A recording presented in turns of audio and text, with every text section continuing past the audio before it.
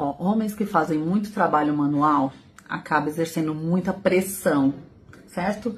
E aí acaba acostumando com essa pressão em exagero no corpo. E aí quando vai acontecer o ato, a pepeca não tem a mesma pressão, você não vai conseguir ter a mesma pressão da mão apertando, né? Nem ânus, nem vagina, você não vai conseguir.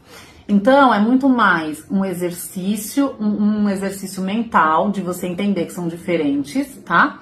E também entender a quantidade de trabalho manual que você anda fazendo. Se você quiser aumentar a sensibilidade na hora da relação, a gente tem cosmético próprio para isso, que vai deixar muito mais sensível e você vai estourar o champanhe rápido ou vai conseguir estourar o champanhe na hora da relação.